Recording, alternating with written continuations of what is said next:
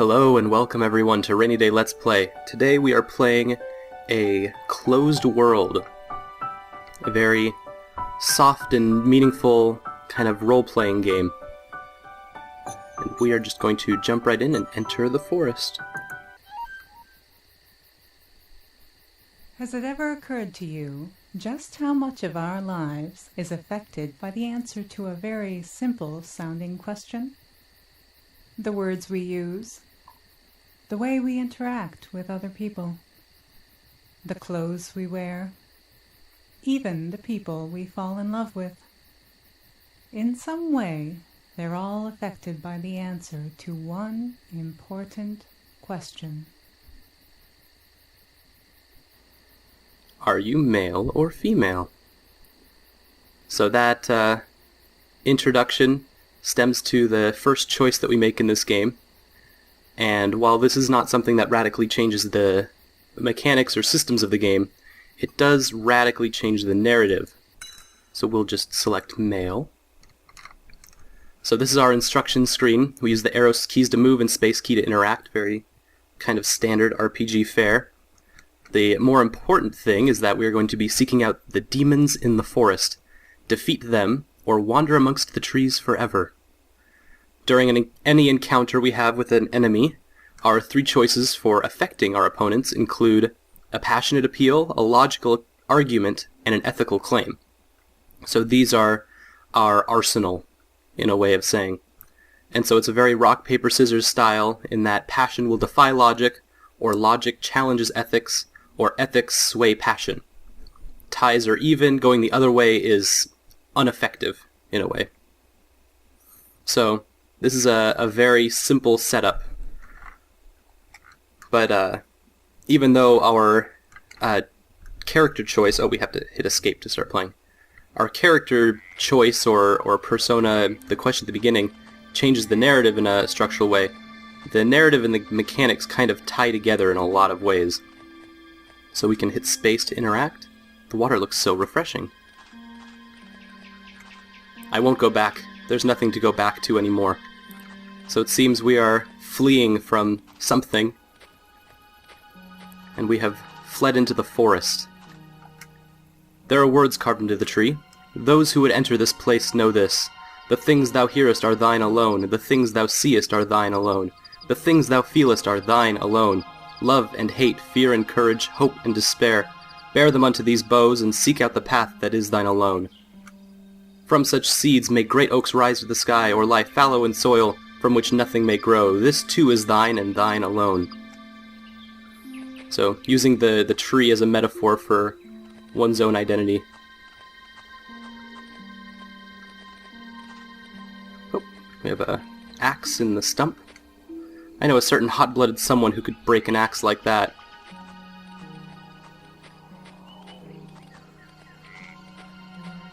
Oh, we have our first, may it be friend or foe. My sister, fuming before me, she could never control her temper. So this is like a metaphorical enemy within our own forest, in a way. So now we have 5 options. We can fight with our 3 kind of weapons. We can take a breath and regain some composure, or we can walk away. So let's just start in. If this is our sister, I don't feel like passion will rally this giant oak tree, but maybe logic will? Don't you judge me when your own normal life is so rocky. No, she dismissed my logic. And she stings me with bigoted curses. I lost some composure. So then, if that doesn't work at all, then we'll try ethics. Why can't you just let me be who I am? She trembled before the power of my ethics. Perfect. She stings me with more bigoted curses. I lost some composure. So if we try passion... You're not Mom! Stop trying to take her place! She was stung by my passion. Not as effective. So I keep losing composure, so we'll try to rally her more with ethics. Why can't you just let me be who I am? She trembled before the power of my ethics. So it is the same chant every time. And now that we are running low on composure, we should probably take a deep breath, Like this, I like this RPG system as it simulates an argument taking place. And it's very different from the kind of fighting mechanics of physical violence, and instead emulates a emotional violence that definitely does, when you get into an argument, takes its toll. And I think this really expresses that in a way that we've really not had much contact with. She continues to sting me with bigoted curses. So I'm now at full composure, so I think I'll try to finish our sister off with ethics. Oh, the demon has changed tactics. She tries to convince me to be more like her now. I lost some composure, so now we must change path. And we'll try logic now. Don't judge me when your own normal life is so rocky. So now that's actually effective. And I believe ethics will be ineffective. You're not Mom. And that was the end. We've defeated the first demon in our forest. The demon has been vanquished, one step closer to the clearing. Are you asleep? I was. Where were you today? I needed your help. I was with my friend. Her again? What are you two plotting now? Nothing, we were just talking about the forest. Oh, for the love of... We don't believe what people say about it. Of course you don't, because you never listen to anyone. You went in once, right? I don't want to talk about it. Go to sleep. But I remember you went in once, and I said I don't want to talk about it. Why are you such a freak asking me weird questions all the time? Why can't you be normal? I am normal. No, you're not. You and that weirdo friend of yours. I'm tired of having to make excuses for you all the time. You know what? Run into the forest. Go in deep. Get lost and never come back. Then I can finally get some peace of mind. Now leave me alone. Alright. Good night. So that was some, like a backstory into maybe something why we're in the forest. Kind of alluding to more metaphorical meanings of the forest being having actually something to do with the real world outside as well. Uh-oh. I recognize that lantern. I'm surprised my sweetheart made it this far. So it seems we've been outcast for something. I don't feel like I can face this demon just yet. Been outcast for something that we believe in, or something that is not what is accepted in the world around and outside. So we have another demon up here we can fight. My mother was so obsessed with what others taught her.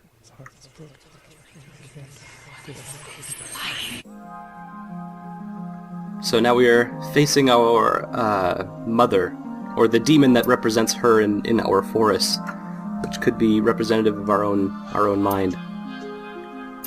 Rattle the demon with passion. Well, it's our mother. Maybe ethics will be the way to go. There's nothing wrong with me just because I'm different, Mom. She scoffed at my ethics. She tries to force me to believe in lies. Lost some composure. I'm different, so you don't love me? Perfect. It was a passionate argument that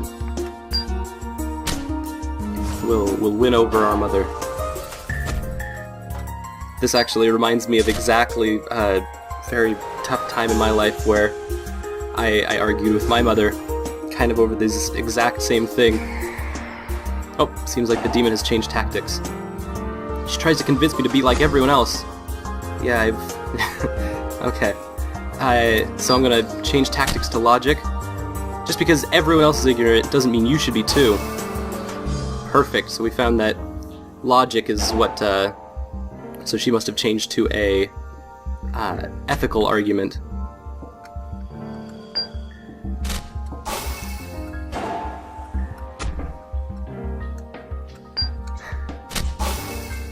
And that's it. Another demon in our forest defeated. So the idea, metaphorically speaking, is that when all the demons are vanquished from your forest, you have faced and defeated your demons. There you are. Help me take these rugs in, will you? Give your sister a rest for a change. Well, and look at your hair. It's unbecoming for you to walk around like that. I have enough to do already without having to worry about your appearance, too. Mom, what do you know about the forest? Why are you asking me this? I want to know more about the forest and the fog beyond. It's dangerous, that's all you need to know. You've heard the stories, haven't you? Yes, but the forest is a treacherous place, and the fog even more so. A great beast sleeps within the fog, and if it's disturbed, it will destroy us all. You mustn't even think of going there, do you understand? But the fog... That's enough. Now be a dear and take these rugs inside. Yes, Mom.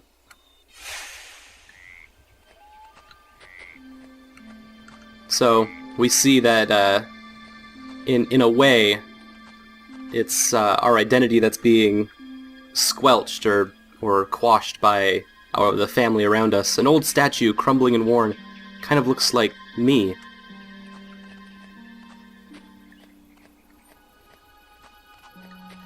So as we kind of... Oh, looks like we've come back around to the tree. Okay, we didn't take this path earlier. Ah. The parents of my sweetheart, pompous and proud in their ways. So now we kind of get to see the other side. So if these are in-laws, we're just gonna straight up use logic. She's suffering under your unbearable pressure, and they were utterly disarmed by my logic. They claim I'm inferior to them. So we'll just keep pounding away, I guess.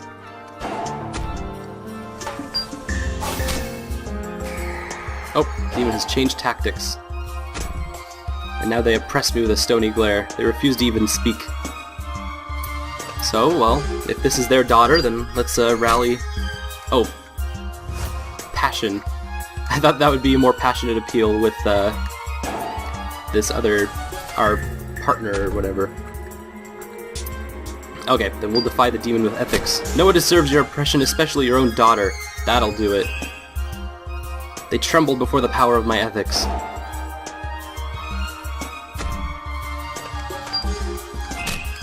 So we'll finish them off with one more ethical rally. It's very beautiful how we can have like the mechanics of the game really mesh so well with the narrative and the story, and how all of these layers work together to create a kind of symbiotic and beautiful game. The demon has been vanquished. Now we're one step closer to the clearing. It's so bright tonight. The moon's lit up the entire town. Do you think anyone will see us up here? No, we're pretty far out. We don't want to stay up for too long, though. Can I walk you home tonight? You know you can't. My parents don't want to see me with you. Your parents really hate me, don't they? They're getting more suspicious. They ask me if I've been with you every day. And every day I have to lie. They're so suffocating. They would never understand if I told them how I feel. Neither would mine. No one would. I can't do this anymore. I'm tired of lying to everyone. Let's go into the forest. But they say, I know the stories, but I think there's more. There must be. I don't want to go alone, and I can't stay here any longer. Tell me you will. Say you love me, and that you'll come with me. Please? It's getting late. Your parents will be worried. Oh. Young love. Very Romeo and Juliet. Okay, so I think can't go down. I think we have one demon left. Oh, we've looped around. I think this is our last demon. My sweetheart. I used to love her so much. Of course.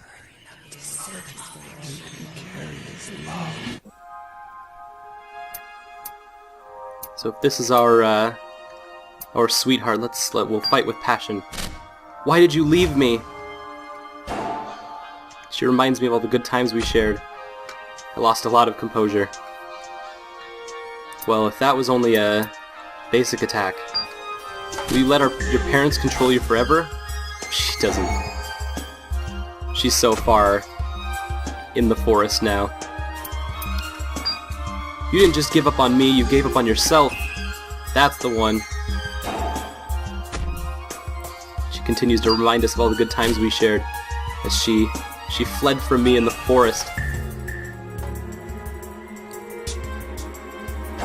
This is really indicative of relationships that are under stress due to social politics and how just through speaking violence is reciprocated and happens within relationships, within families, and within all of these different forms.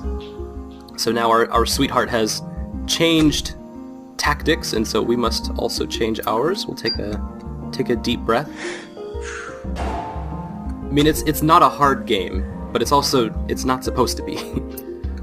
So there's kind of a beauty in flowing through this game.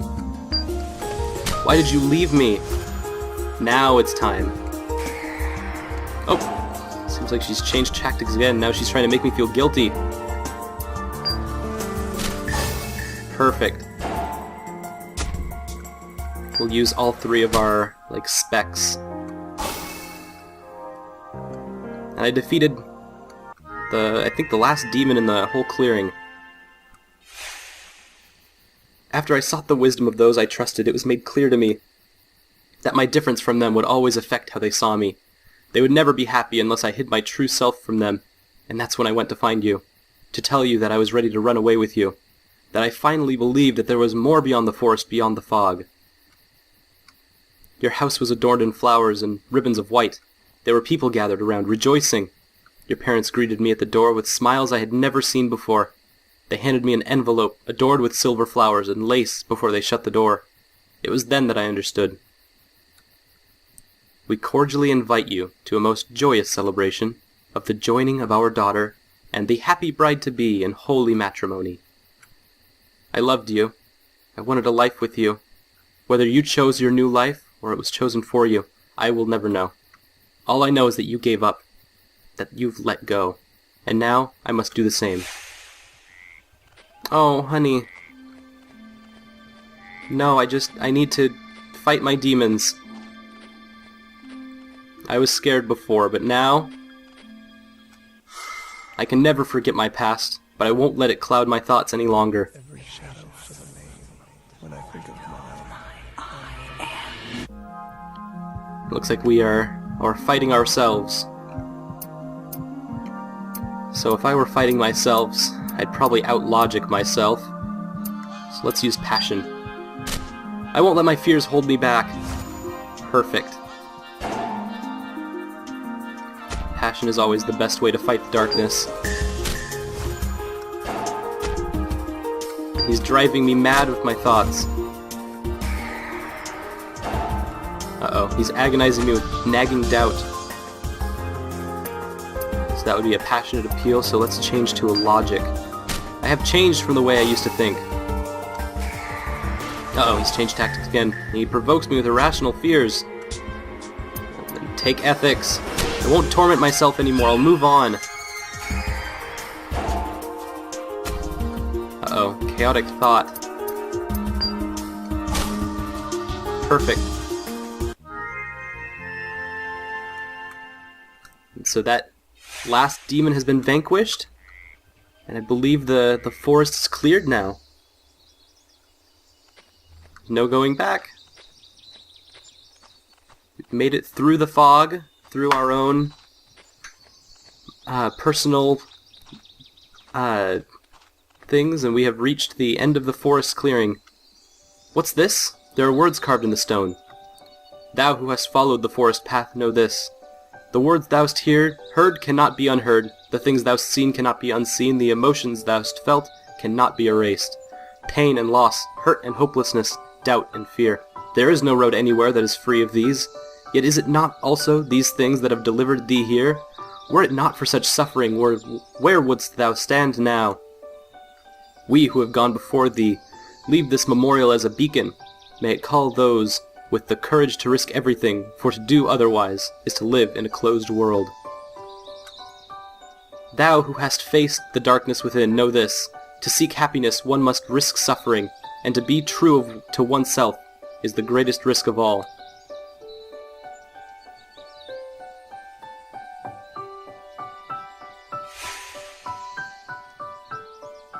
And that is the end of A Closed World. thank you so much for watching, and this was a game put together by Gambit, Singapore, and MIT Game Lab. And so this was a big project put on over the course of a quarter or so, about 10 weeks. And the idea was to create a game that deals with issues of identity, including gender and sexuality. And so putting together this idea of putting queer issues into a game where this is a space that is really this is basically a pioneering area. There's not much to build off of, and all we have in that respect is to make games and systems that have their own way of reflecting these ideas. And so I feel like this is just a really beautiful way to show that. And if you want to play yourself, it is a free online game. The link's in the description. And thank you again so much for watching, and we will see you next time on Rainy Day Let's Play.